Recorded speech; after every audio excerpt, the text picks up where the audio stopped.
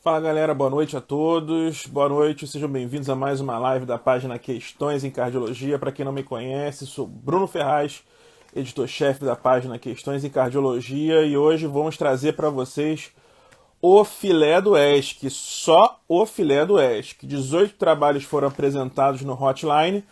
Vou trazer um resumão desses trabalhos aí para vocês, para a gente poder trazer as novidades que foram apresentadas nesse Congresso Europeu de Cardiologia. Congresso muito bom, muitos trabalhos que eu acredito que vão mudar a nossa prática clínica. Então é importantíssimo. Um estudo que quando ele é realizado, ele visa responder uma pergunta clínica. Então a gente precisa saber se aquele estudo ele tem a capacidade de responder aquela pergunta clínica e mudar condutas no nosso dia a dia.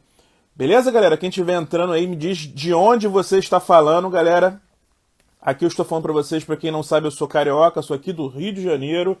Tá chovendo pra caramba aqui, não é o comum, carioca não gosta de dia nublado. Como é que tá na cidade de vocês aí? Muita chuva? Diz aí de onde vocês estão. Hoje vamos conversar sobre o filé do ESC, né?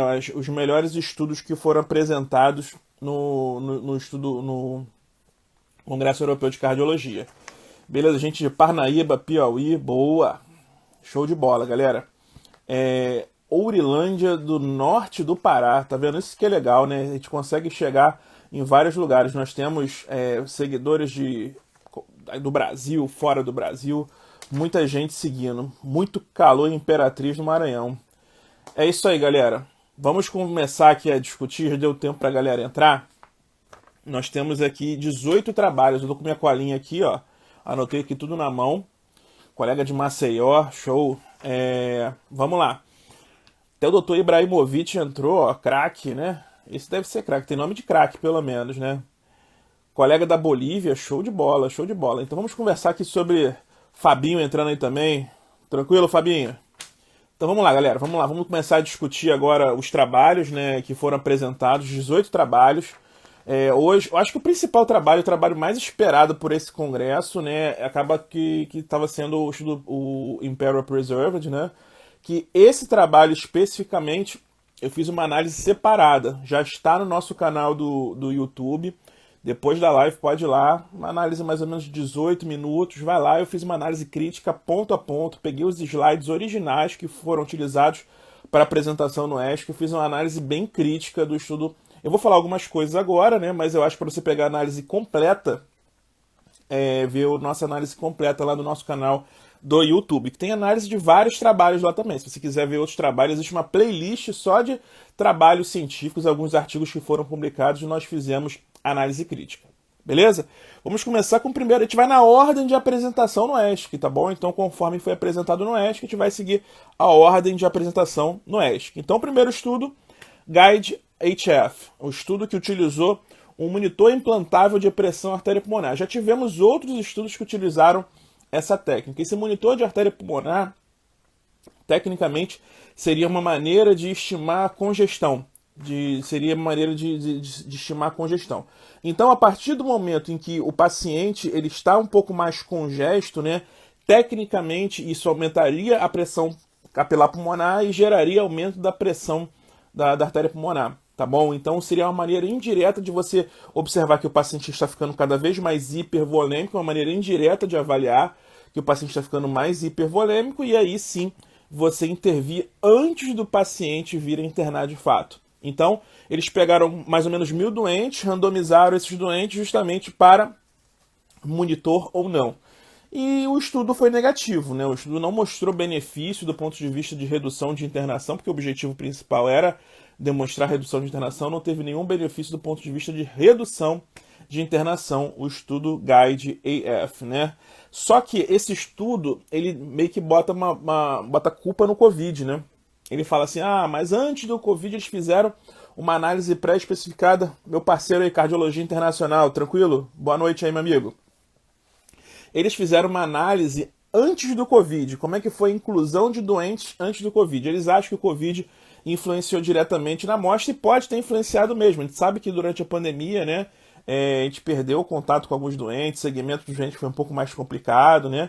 Então eles fizeram uma análise antes do Covid, e nessa análise antes do Covid eles reduziram em 19% a ocorrência de internação hospitalar. Então, No momento, o estudo como um todo é um estudo negativo, né?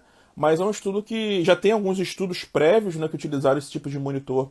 A diretriz até fala sobre o uso desses monitores, que pode ser considerado, né, deixa no gerúndio, né, a utilização desses monitores, né?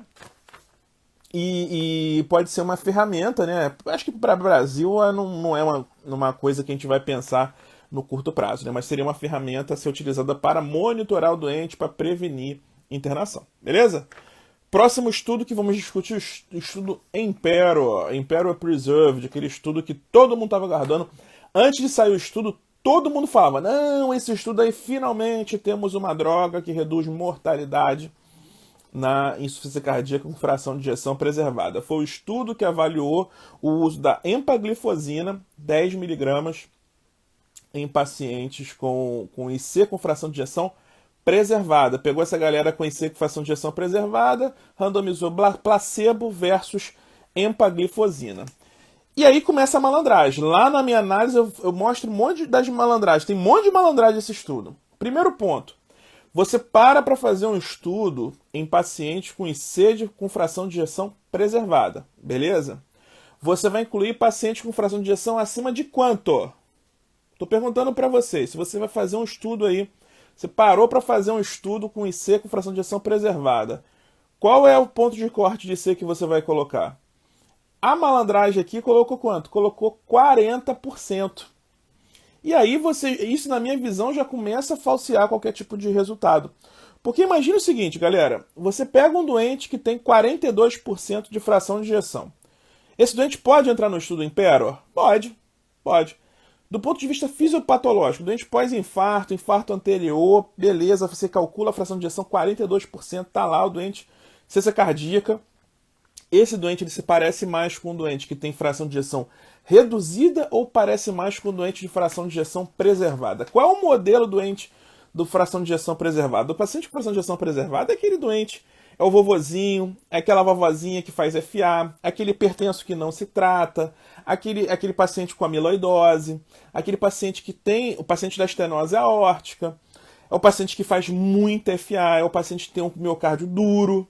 Então, esse é o doente da IC com fração de ejeção preservada. Você pegar um doente que parece muito mais com a IC com fração de ejeção reduzida e colocar nesse estudo, eu acho que tira a significância do estudo, né? O estudo ele perde validade. Porque eu estou incluindo doentes diferentes, doentes que têm um mecanismo fisiopatológico de doença diferente. Então, a chance de eu falhar no ponto de vista de análise, né, gerar algum dado falso na minha análise aumenta, né?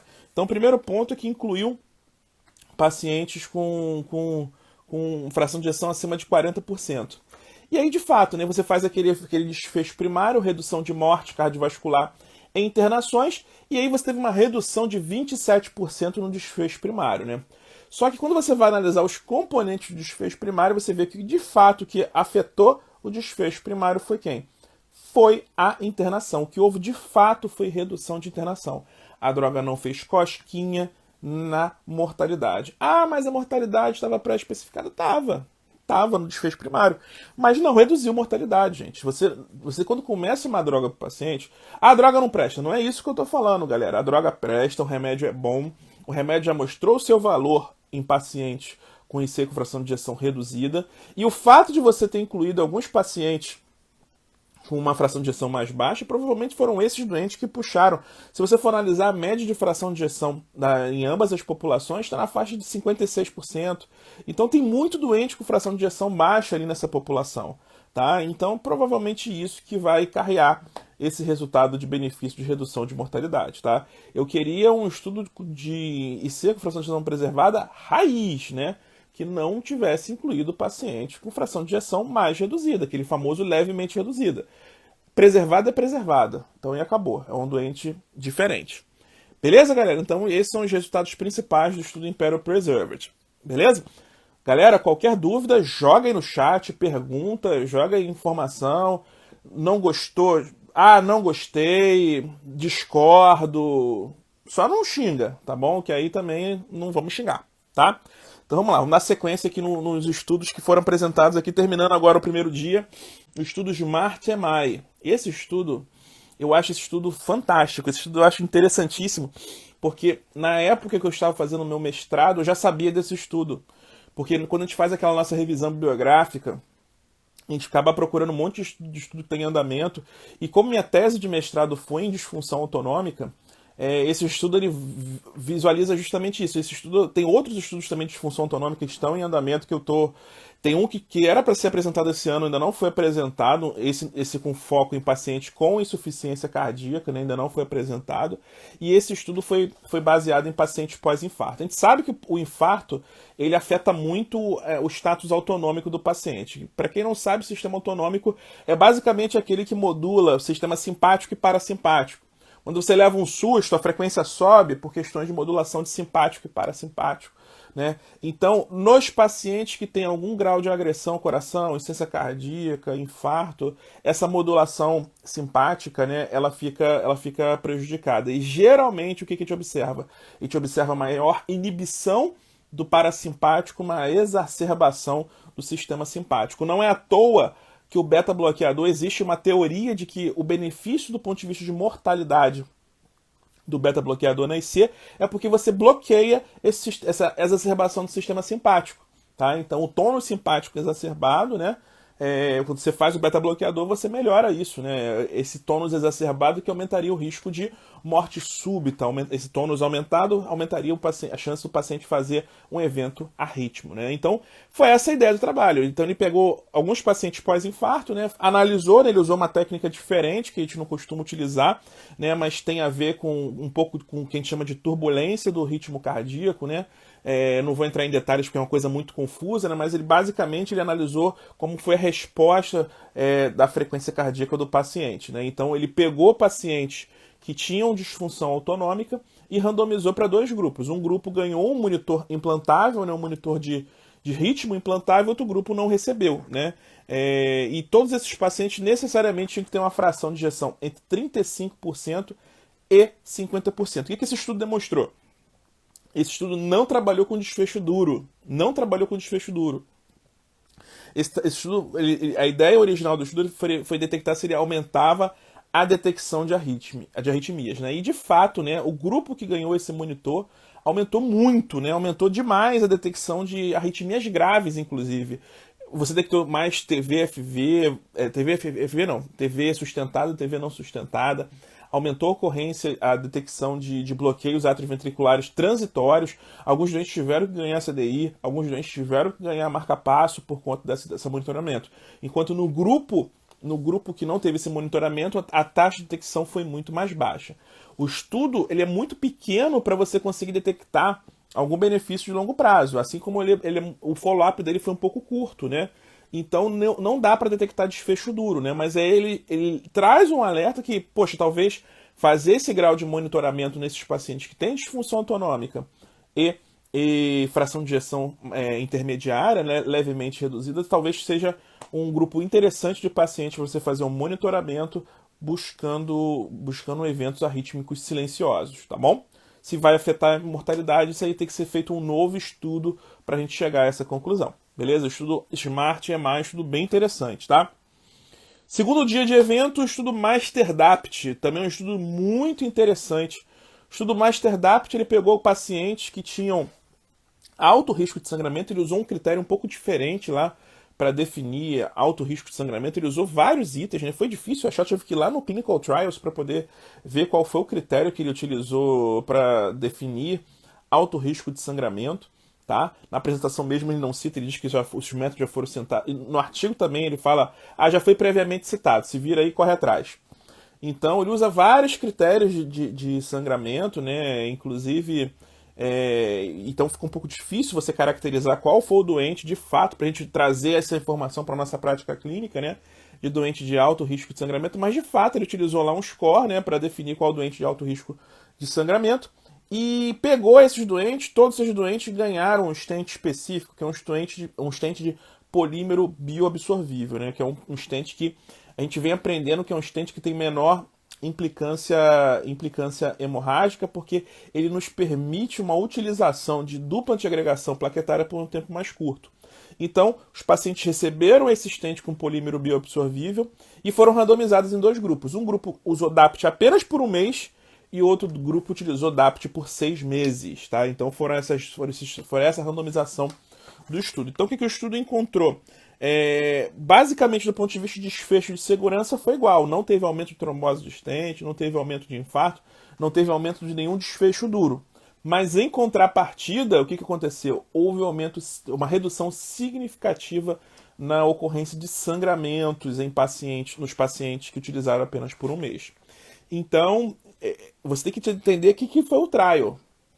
Você não pode extrapolar, até porque tem um outro estudo que a gente vai discutir hoje, que trouxe uma informação completamente diferente, Então tem que entender qual é o nicho. Então, no paciente de alto risco hemorrágico, que ganhou esse stent com polímero bioabsorvível, eu posso utilizar um mês de dupla antiagregação plaquetária. É essa a informação. Então, se o seu paciente não é de alto risco hemorrágico, não dá para utilizar essa estratégia. Tá bom? Então, é importantíssimo ter essa informação na cabeça. Beleza, galera? Então, um estudo MasterDapt, bem interessante esse estudo, tá bom? Para quem ainda não conhece o nosso grupo do Telegram, tá? Depois eu vou colocar o link na descrição do vídeo, eu posso colocar na nossa bio também. É só clicar em algum lugar e que vocês vão achar esse link, tá? Depois da live, tá? Para o nosso grupo do Telegram, que eu consegui já colocar alguns artigos lá, botei os resumos que a própria ESC disponibilizou, né? Tem tudo organizadinho lá, então entra lá para você ter acesso a esses resumos desses trabalhos, tá bom? Próximo estudo, Envisage TAV-AF, é um estudo que avaliou pacientes portadores de fibrilação atrial pós-TAV. Ainda muito obscuro, o que eu tenho que fazer com esse doente? O doente acabou de colocar uma TAV, um paciente que fez um implante percutâneo de válvula aórtica e tem fibrilação atrial. Se tem fibrilação atrial, tem indicação de anticoagulação, né? Qual a melhor estratégia de anticoagulação para esse doente? Os DOACs ou a varfarina? Qual droga que eu vou utilizar para esse doente? Existem alguns trabalhos já com a rivaroxabana mostrando segurança, né? E agora foi a vez da edoxabana botar a cara a tapa, né? E a edoxabana passou vergonha, né? Passou vergonha, porque do ponto de vista de benefícios de embolia sistêmica, de tudo mais, não teve diferença, né? O P para não inferioridade ela conseguiu atingir. Só que quando a gente foi analisar do ponto de vista de segurança, né? Que aí a gente vai ver questões relacionadas a sangramento, a edoxabana conseguiu sangrar mais do que a varfarina. Olha só, galera. A edoxabana todos os DOACs sangram menos. Você faz estudo de tudo quanto é canto aí. O DOAC sempre sangra menos em relação à varfarina. Vai lá, edoxabana, e passa essa vergonha na frente da varfarina na população de TAV. Então, na população pós-TAV, a edoxabana não parece ser uma boa escolha. Tá? Não parece ser uma boa escolha. Então, esse aí é o resultado do Envisage TAV, aumentou em 40% o risco de sangramento. Tá? Tudo bem que a maioria dos sangramentos foi sangramento gastrointestinal, mas aumentou o sangramento. Então, não tem muito jeito. Beleza, galera? Próximo estudo, Figaro DKD. Figaro que foi apresentado junto com aquele estudo Fidelio, que é um estudo que analisa a finerenona, que é uma medicação que vai atuar no receptor minerário corticoide, né? Então, ela pegou pacientes, que é uma droga que a princípio vai atuar do ponto de vista de progressão de doença renal, então incluiu pacientes que têm diabetes tipo 2 e doença renal leve a moderada, tá? Então ele utilizou alguns critérios lá para definir o que é doença renal leve a moderada. E esse é um estudo que eu quero analisar com calma. Esse é um próximo estudo que eu vou pegar. Esse eu não consegui ler 100% o artigo, né? A gente vê a apresentação, né? Só que quando a gente vê a apresentação, o cara fala o que ele quer, né? A gente não consegue pegar alguns detalhezinhos na apresentação. Esse é um estudo que eu quero ler com muita calma e vou fazer uma análise mais minuciosa desse estudo, né? Porque, segundo a apresentação, quando você acrescenta essa droga, né? Ele excluiu pacientes que já estavam em uso de espironolactona, né? Você acrescenta essa droga em pacientes com diabetes e disfunção renal leve a moderada, um estudo que incluiu 7.500 doentes houve redução do desfecho composto de morte cardiovascular, infarto não fatal e hospitalização, tá? Então, tem que ver com calma esses resultados, né? Sempre existe aquela pressão da indústria, né, para liberar logo o medicamento. Vamos ver com calma, né? Vamos ver. Tem outros estudos que já mostraram algum grau de benefício com essa droga, né? E vamos ver com calma os estudos para ver se realmente essa droga é isso do que estão pintando mesmo. Beleza, galera? Próximo estudo. Esse estudo eu achei espetacular, galera. Esse estudo eu achei espetacular. Eu tenho alguns doentes, né? Eu trabalho em unidade cardiointensiva, então eu interno muito doente com fibrilação atrial. E vou te falar que volta e meia aparece aquele vovozinho que vive internando, aquele vovozinho da fibrilação atrial que está internando toda hora. Você dá uma enxugada, dá uma enxugada, dá uma enxugada no vovozinho, vai para casa e volta. E geralmente é o vovozinho com IC com fração de ejeção preservada e portador de fibrilação atrial. E aquele átrio grande já, que não tem muito jeito de pensar em ablação, não é um doente elegível para ablação, só que é um doente que é muito sintomático. Então, esse estudo, né, o APAF-CRT, incluiu pacientes com FA sintomática, né, que não tinha perspectiva de realizar ablação. Então, esses grupos foram randomizados para que situação? Então, foram randomizados para 2 grupos. Foram um estudo que incluiu, eu não anotei o número de pacientes, mas se não me engano foi 300 a 400 pacientes. Na verdade foi menos que isso, acho que foi 100 e pouco cada braço, para falar a verdade. Então ele pegou pacientes com FA sintomática, então ele randomizou para ablação do nó do AV mais implante de ressincronizador versus tratamento convencional, que é o tratamento que a gente faz hoje em dia. Esse estudo, galera, apresentou uma redução do risco relativo em 74% do risco de morte. Morte. Desfecho duro, NNT de 3,7. Faz tempo que eu não vejo o NNT tão robusto assim num estudo tão pequeno. O estudo pequeno foi muito bom para os doentes, foi muito bom. O doente, você vai lá, faz a ablação do nó do AV, bota lá o marca-passo ressincronizador, cabo no ventrículo esquerdo, cabo no ventrículo direito. O doente ficou muito bem. Então isso surge como uma opção de tratamento, né, nos pacientes portadores de FA. Esse é um estudo, na minha visão, que vai mudar condutas, né? Esse aqui já, para mim, vai mudar condutas, né? Então, para aquele paciente FA muito sintomático, que vive internando, ablação de nó do AV, implante de ressincronizador, cabo de ventrículo esquerdo, cabo de ventrículo direito. Então, um estudo sensacional, um estudo muito bom. Beleza?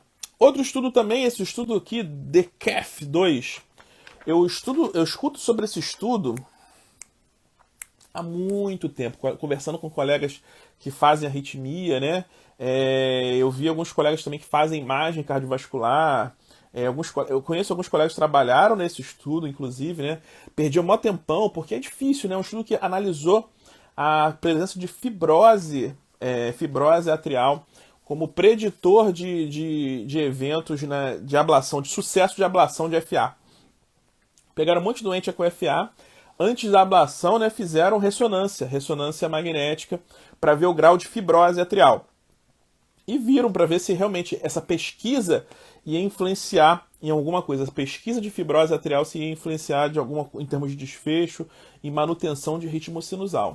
Não fez nenhuma diferença você pesquisar fibrose antes do procedimento, tá? O que teve diferença de fato é que no doente que tinha pouca fibrose, esse doente respondeu melhor à ablação. Então foi isso que foi de fato observado nesse estudo de CAF2, né? Estudo que avaliou a ablação guiada pela ressonância cardíaca, tá bom? Alguma dúvida, galera? Tô virando a folha aqui. Estão muito quietos hoje. Se tiver alguma dúvida, manda no chat aí que eu tô aqui à disposição. Diz o que vocês acharam desses estudos, qual estudo que você mais gostou. Comenta aí no chat, que vocês estão muito paradões aí. Próximo estudo, o estudo Tomahawk. O estudo Tomahawk é aquele estudo que, na minha visão, acho que já chega, né? Acho que não precisa fazer mais estudo sobre isso, né? Eu acho que foi a resposta, aquele tiro de misericórdia que precisava aquela discussão. O paciente o paciente fez uma PCR. Tenho que fazer CAT logo depois desse doente? Essa é aquela pergunta clássica, né? Alguns estudos já mostraram anteriormente que não faz diferença você fazer CAT logo de imediato, né? O estudo Tomahawk também, ele fez a mesma pergunta. Será que vale a pena fazer CAT para todos os doentes? Então randomizou estratégia de CAT todo mundo e num grupo não fez CAT, né? Fez estratégia conservadora e CAT conforme necessidade, né? E realmente, né, não teve benefício nenhum. Não tem sentido você fazer. Você tem que entender o mecanismo da parada, né, galera? Se você entende o mecanismo da parada, né, fica mais fácil raciocinar. E sempre quando o paciente volta, você tem que rodar um eletro do paciente. Se realmente o paciente acabou de voltar, o paciente tem um supra no eletro, acabou. Não tem discussão, né? Não tem discussão. Esse doente você vai mandar para hemodinâmica. Mas fora isso, galera, vamos lá. A oclusão coronariana, geralmente, ela não é a oclusão que vai causar a parada. O que vai causar a parada do paciente vai ser um evento arrítmico.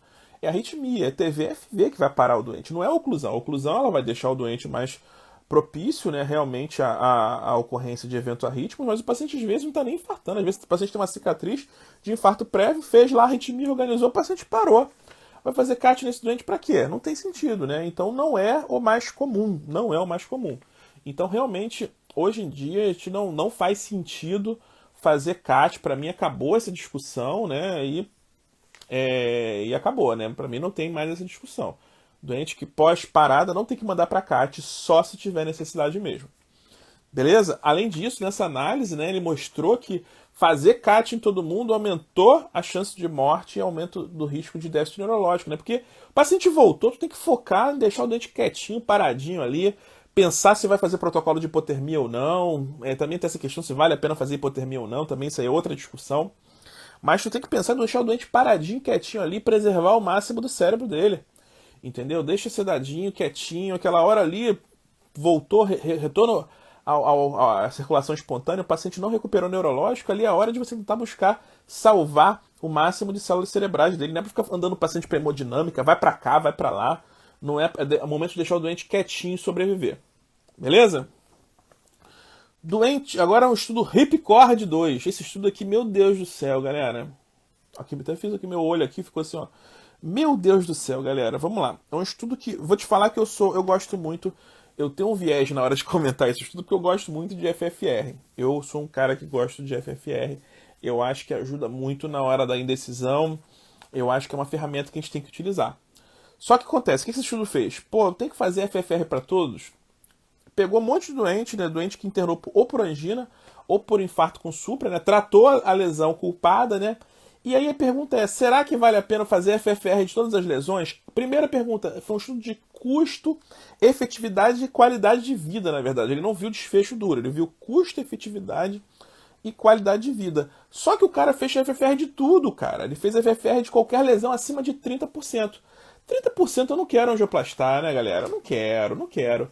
Aí eu acho que a seleção dele, né, de artérias que eu tenho, eu incluiria artérias em torno de 50% a 70%, ou então acima de 50%, né? Para decisão se vai implantar stent ou não. Talvez acima de 50% seria um bom corte. Mas acima de 30% é besteira, né, galera? É besteira. E 50% eu só avaliaria também se o vaso fosse proximal. Se o vaso for distal, também não avaliaria eu com FFR, não. Tá? Então, um critério de inclusão no estudo que pode queimar o método, né? Então, acima de 30% realmente não é um ponto de corte legal para você fazer FFR. E foi o que o estudo mostrou, né? Do ponto de vista, não teve diferença de custo e efetividade, né? E também não teve diferença também do ponto de vista de qualidade de vida, né? Então, foi um estudo neutro, um estudo negativo, com o uso indiscriminado de FFR em pacientes que foram submetidos a CAT ou por angina ou por infarto sem supra, tá bom? Então, esse é o estudo Ripcord. Estudo ACST2, estudo confuso, né? Esse estudo também assisti lá ao vivo, né? A apresentação. Também a plateia não entendeu muito bem. Lá no congresso do ESC, para quem não teve acesso, né? A plateia ela consegue perguntar, é um congresso online, né? Mas tem uma lateralzinha ali que você pode fazer perguntas, né? E aí as pessoas dão votos para as perguntas. E aí algumas perguntas você pode votar, pô, gostei dessa pergunta. Aí a pergunta vai subindo, né? Então você aumenta a chance daquela pergunta ser respondida, né? E muita gente com dúvida nesse trial, né? É um trial que não ficou muito claro para mim. Eu não vi, eu procurei o estudo, não foi publicado o estudo ainda, tá? O estudo ACS2. Mas basicamente é o seguinte, ACST2 é um estudo que pegou doentes com lesão carotídea superior a 50%, sem histórico de AVC prévio. Não ficou claro para mim se era lesão unilateral ou bilateral. Não ficou claro para mim se era um paciente sintomático ou assintomático. Então, para mim, eu tive essa dificuldade. Na apresentação, ela até fala, a apresentadora ela fala que os doentes eram assintomáticos, né?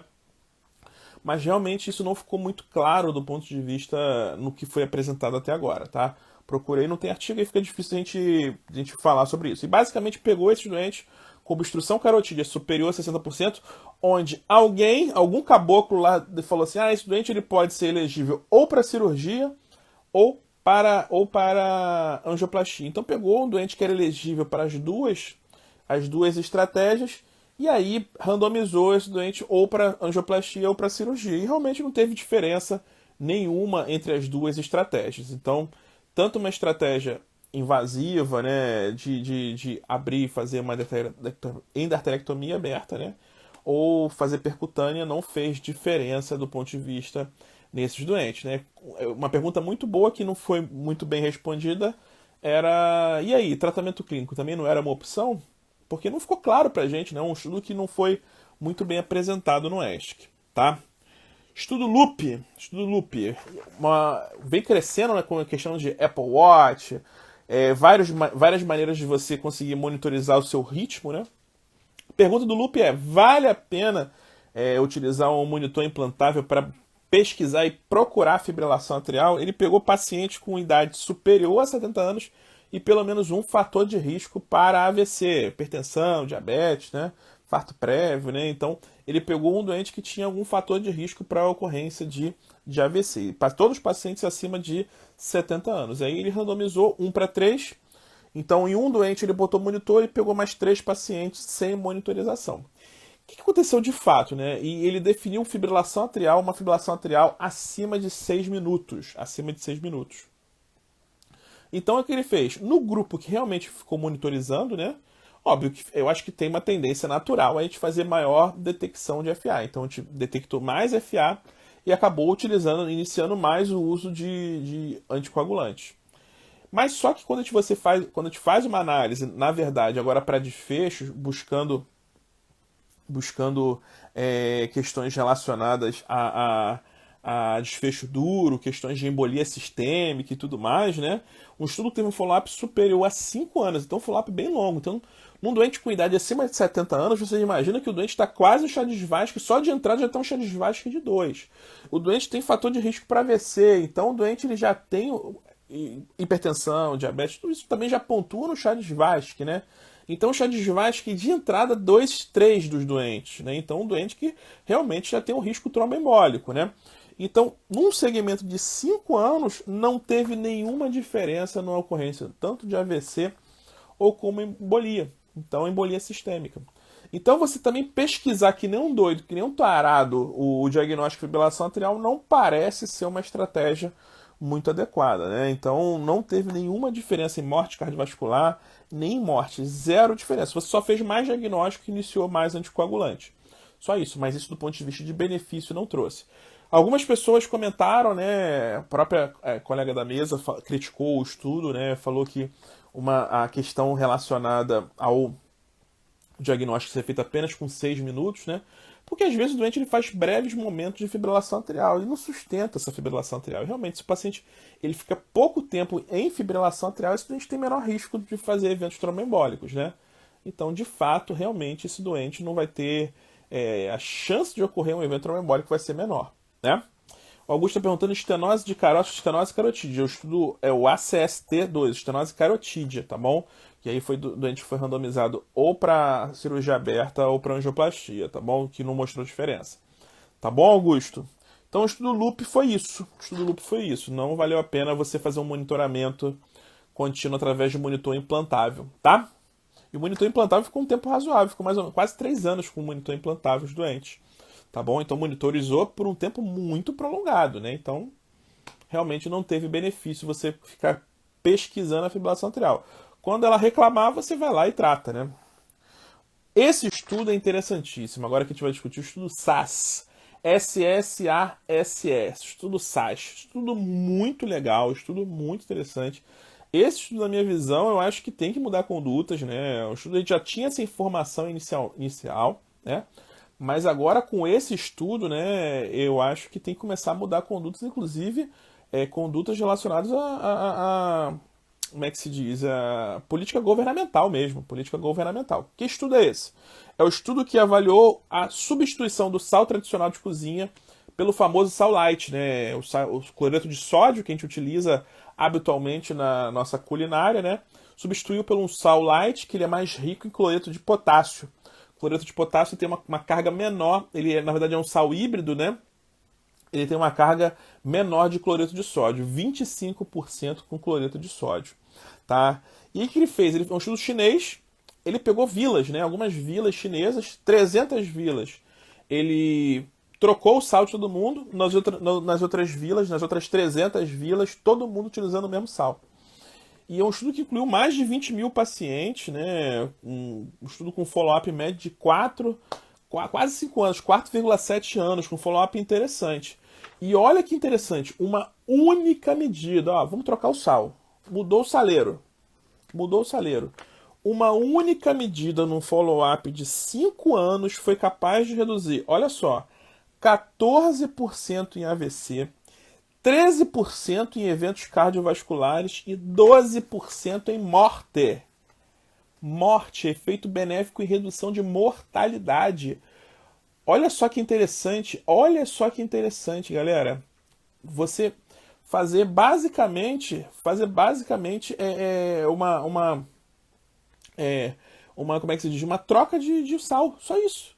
Você conseguiu reduzir mortalidade em 12% de uma população, galera. Olha que interessante. Olha que interessante.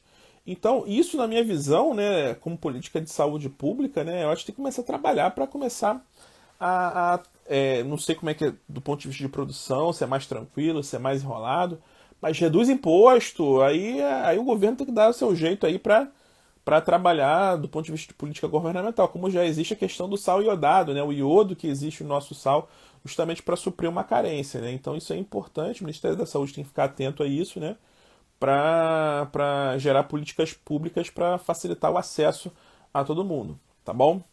Vamos lá, outro estudo interessantíssimo, galera, interessantíssimo. Outro estudo que, na minha visão, muda condutas após o ESC. Eu acho que outra coisa simples também, vocês estão vendo que questões, às vezes, relacionadas à prevenção têm um impacto muito grande na vida das pessoas, né? A gente tem que estimular cada vez mais, né?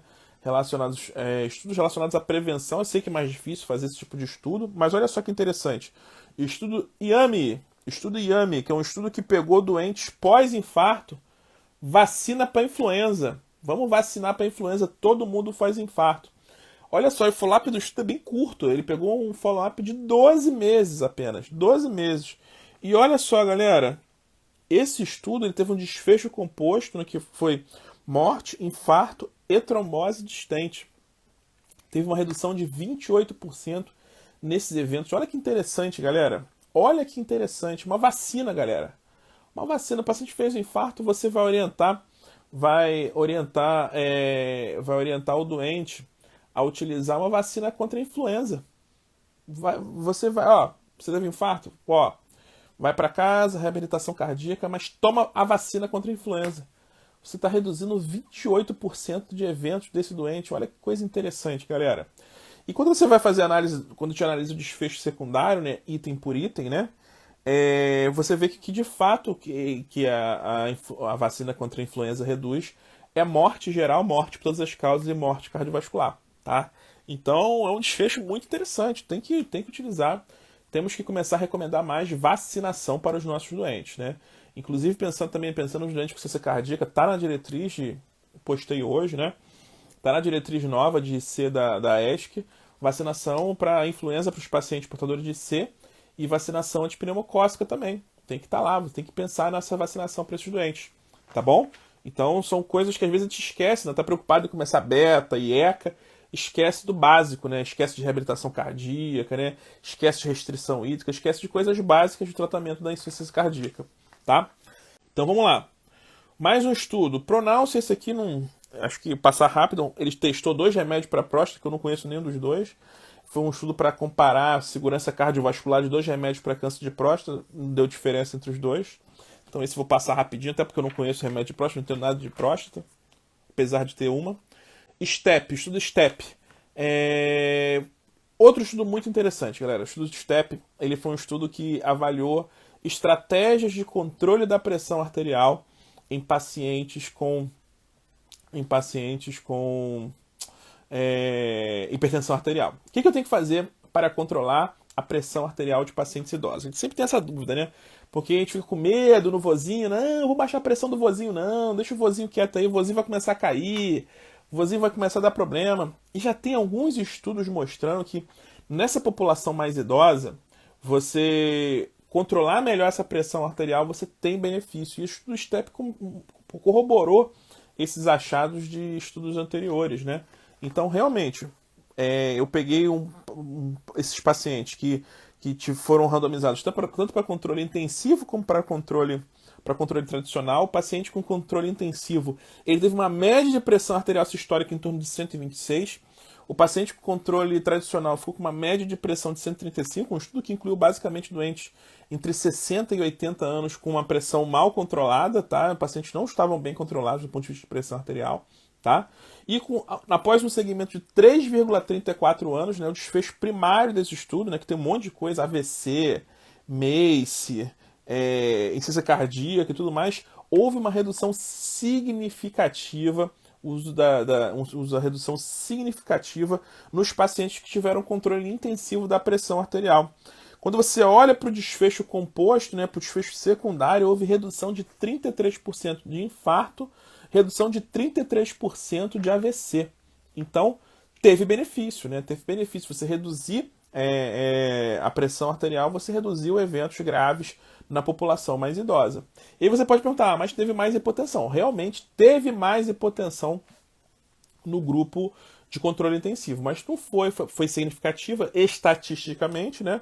Mas foi uma diferença de 3,4%, uma minoria teve hipotensão versus 2,6%, tá? Então uma diferença muito pequena, né? Uma diferença absoluta, né, de 0,8, né? Uma diferença absoluta de 0,8, uma diferença pequena, né? Como é um estudo que incluiu muitos doentes, né, acaba tendo uma significância estatística, tá? Então, de fato, nesses doentes, né, o estudo STEP, né, demonstrou que você tem um controle mais intensivo da pressão arterial, você teve benefícios de redução de AVC e redução de infarto. Então, vamos lá. O estudo AMULET-IDE, outro estudo também que foi só para constar, né, um estudo que basicamente eles criaram um novo dispositivo para oclusão de auriculeta, comparou com o Amplatzer, né, que essas são marcas, né, mostrou que ele era tão seguro quanto o Amplatzer, então foi um estudo que justamente entrou para validar esse dispositivo novo. E vamos terminar a nossa live, né, com o último estudo que foi apresentado, o estudo STOP-DAPT 2 ACS. Esse estudo STOP-DAPT já tinha sido apresentado no passado, né? Não lembro exatamente se tem 2 anos, 1 ano, né? Acho que tem uns 2 anos, acho que foi em 2019 que foi apresentado o STOP-DAPT. Eu acho que foi no ESC também. Eu cheguei a publicar sobre esse estudo na época, eu lembro que eu publiquei, eu fiz um postzinho sobre o estudo STOP-DAPT, STOP-DAPT 2, né? E agora, na época, ele incluiu todo mundo que foi pro stent. O paciente botou stent, entrou no estudo do STOP-DAPT. Agora, ele pegou assim só um grupo. Ó, eu só vou incluir pacientes que tiveram síndrome coronariana aguda. Então agora é o STOP-DAPT 2 ACS, que é a síndrome coronariana aguda em inglês. Então incluiu pacientes que foram submetidos a angioplastia com stent pós-infarto, pós-síndrome coronariana aguda. E esses doentes eles foram randomizados para 2 grupos, mais ou menos 4.000 doentes. Um grupo utilizou AS mais clopidogrel, que é a dupla antiagregação plaquetária, por apenas 1 mês, e o outro usou o tempo tradicional e depois dessa AS clopidogrel inicial, o paciente ficou usando até o término de 12 meses o clopidogrel, tá bom? E aí o que você observou nesse estudo? Do ponto de vista de análise primária, né, esse estudo é um estudo de não inferioridade, né? Um estudo de não inferioridade. Esse estudo ele não conseguiu atingir o P para não inferioridade. Então, o estudo, apesar de quando você analisa o resultado como um todo, né, É um estudo que você vê que não tem diferença estatística, né? Mas quando você busca o P para não inferioridade, você não consegue atingir, né? Existem algumas margens, né? Existe uma figura muito legal que mostra aqui que é o P para superioridade, o P para não inferioridade, existem margens, né? Quando a gente compara duas populações para a ocorrência de eventos. E esse estudo não conseguiu encontrar o P para não inferioridade. Então você não pode dizer que essa estratégia é não inferior, tá bom? Então, o que aconteceu? Por conta dessa dificuldade, os resultados foram muito similares, né? Foram muito similares.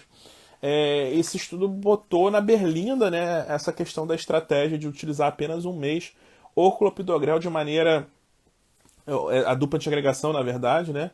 Por apenas um mês, né? E depois seguimento com clopidogrel. A gente não sabe se, por exemplo, se for com o outro antiplaquetário, isso poderia ser verdade. Então a gente precisa de mais informações, de mais estudos, mas liga um alerta aí por questões relacionadas à utilização mais curta de dupla antiagregação plaquetária.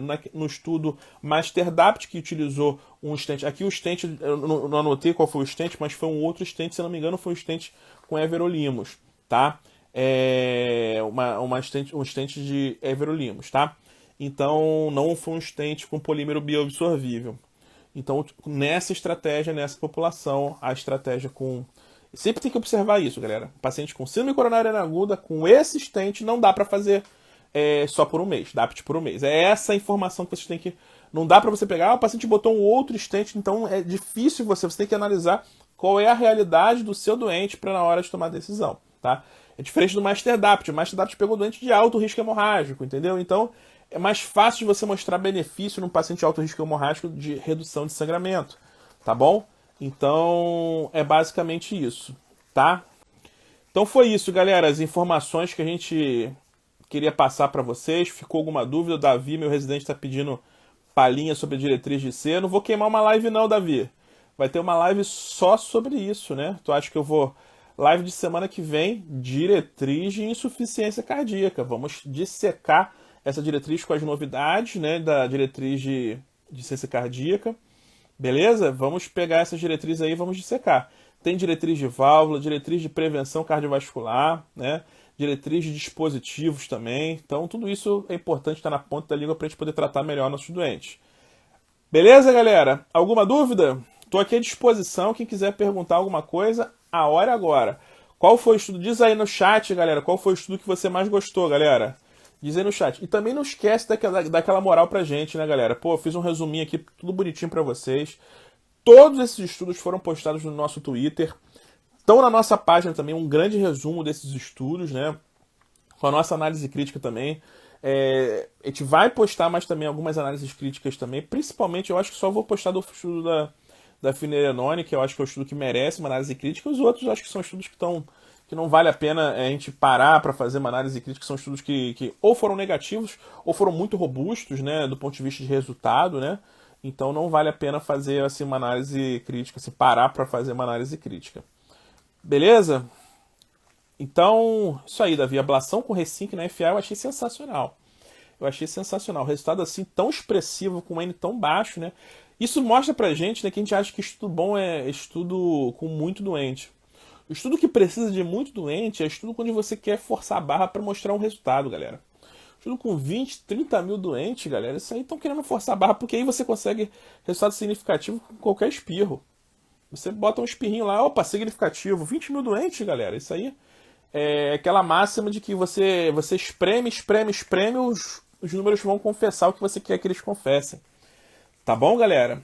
E como sempre aqui com a gente, galera, aqui a gente foca sempre na análise crítica. Aqui a gente não vai replicar, a gente não vai chegar a falar a mesma coisa que os outros sites falam, replicar resultado, porque se você for analisar, todo mundo, existe o mundo mágico, né, dos trials, né, que tudo é muito bom, tudo funciona muito bem. Não é isso, né, galera? A gente tem que fazer análise crítica. Aqui você vai ver análise crítica. Eu vou pegar o trial, vou dissecar o trial e vou te falar se é verdade, se não é verdade. Eu tenho liberdade e autonomia para poder fazer isso, tá bom, galera? Isso que eu acho que é um dos grandes diferenciais da nossa página. Beleza, galera? Então não esquece de dar aquela nossa moral, dar aquele printzinho, marca a gente aí, galera. Pra galera que perdeu, a live eu vou tentar deixar salva, como sempre, tá? Mas não esquece de deixar o joinha, curte o vídeo, compartilha com todo mundo, tira aquele printzinho, marca a gente e ajuda a divulgar a nossa página, beleza, galera? Prazer inenarrável estar com todos vocês aqui. Como vocês já sabem, galera, até a próxima oportunidade. Terça-feira que vem vamos discutir a diretriz de insuficiência cardíaca. A live de terça-feira que vem vai ser no YouTube, porque tem slide, né? Como tem muito slide, vai ser no YouTube essa live, tá bom? Então, um abração, galera. Até a próxima live. Como você já sabe, meu coração vai embora. Meu corpo vai embora, mas meu coração permanece com vocês, galera. Até a próxima. Tchau, tchau.